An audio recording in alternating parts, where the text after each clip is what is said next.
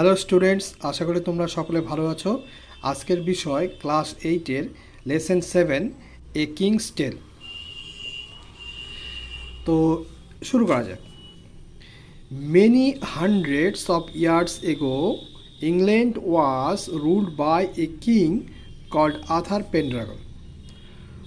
কয়েকশো বছর আগেই আর্থার পেনড্রাগন নামে এক রাজার দ্বারা ইংল্যান্ড শাসিত হতো। The king, who was friend and protector to all his people, was fair to everyone. রাজা, যিনি কিনা তার বন্ধু এবং যিনি কিনা তার জনগণের প্রতি বন্ধু বৎসল ছিলেন এবং রক্ষক ছিলেন, তিনি সকলের প্রতি সমান দৃষ্টিতে দেখতেন। The people of Britain lived in peace and happiness, tending their flocks and tilling their fields. ব্রিটেনের জনগণ, the people of Britain, ব্রিটেনের জনগণ lived in peace and happiness, বসবাস করতেন শান্তিতে এবং সুখে। tending their flocks and tilling their fields, তারা তাদের পশুচারণ করে এবং জমি চাষ করে ব্রিটেনের জনগণ সুখে শান্তিতে বসবাস করতেন।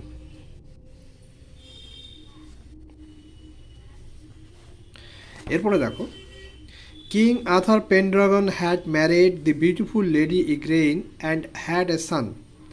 কিং আর্থার পেনড্রাগন ইগ্রেইন নামে এক মহিলাকে, সুন্দরী মহিলাকে বিবাহ করেন এবং তার একটি পুত্র সন্তান হয়েছিল।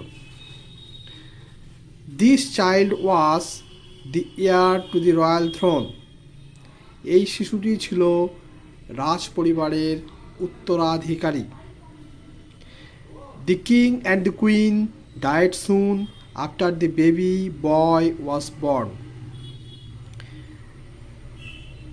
ছেলে জন্মানোর কিছু মুহূর্ত পরেই, খুব তাড়াতাড়ি অর্থাৎ শীঘ্রই, রাজা এবং রানী মারা যান। ইট ওয়াজ এ ডিফিকাল্ট টাইম, এটা ছিল একটা খুব কঠিন সময়, ডিফিকাল্ট, কঠিন। Many of the king's opponents are looking to seize the throne. Opponents মানে হচ্ছে বিরোধী পক্ষ।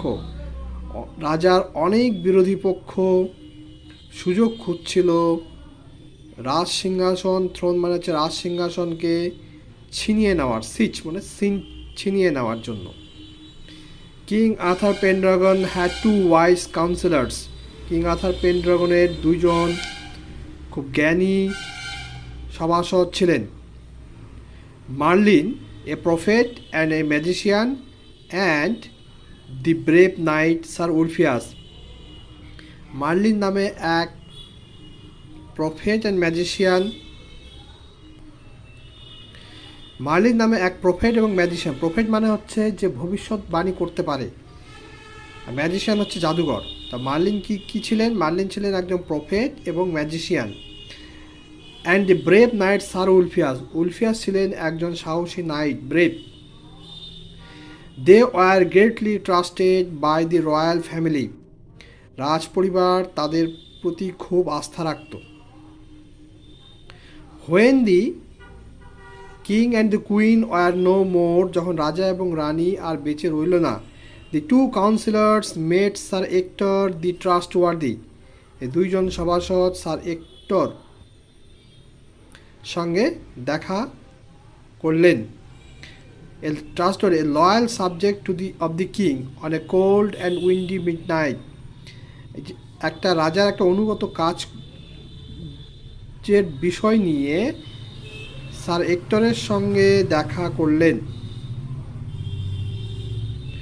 দে placed in his hands a baby wrapped in a scarlet cloak. তারা তার হাতে একটা ছোট্ট শিশুকে উজ্জ্বল রঙের লাল কাপড় দিয়ে মুড়ে, র্যাপড মানে মুড়ে দেওয়া, মুড়ে দিলেন। মার্লিন সেড, মার্লিন বললেন, we order you and your wife to bring up this child as though he were your own son. আমরা তোমাকে আদেশ করছি, তুমি এবং তোমার স্ত্রী এই শিশুটিকে নিজের ছেলের মতো করে লালন পালন করে বড় করবে। The boy is to be called Arthur, sir Ulfius said. Sir Ulfius বললেন এই ছেলেটির নাম হবে Arthur. Sir Hector, being a true knight, asked no questions and promised to obey his late king's counsellors. Sir Hector একজন সত্যিকারের night হিসাবে কোনো রকম প্রশ্ন না করে প্রতিজ্ঞা করলেন যে তার মৃত রাজার সভাসদদের আদেশ মেনে চলবেন। As Merlin and Sir Ulfias had feared, trouble broke out in Britain after the passing away of the king. Sir Ulfius এবং মার্লিন যেরকম ভয় পেয়েছিলেন ঠিক সেই রকমই রাজার মৃত্যুর পর ব্রিটেনে সমস্যার সৃষ্টি হলো। ট্রাবল মানে সমস্যা। The barons were fighting among themselves and plotting to capture the throne.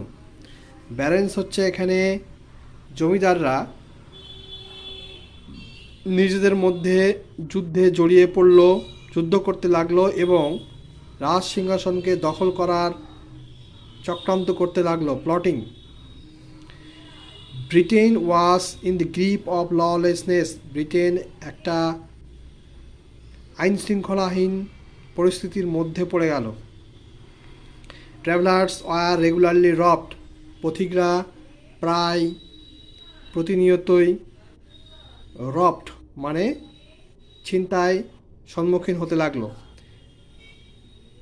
The peasants are unhappy. ছোট ছোট চাষিরাও অখুশি হয়ে পড়ল। তো আজকের মতো এইটুকুই। আগামী পর্বে আবার পরের অংশটুকু নিয়ে আলোচনা হবে।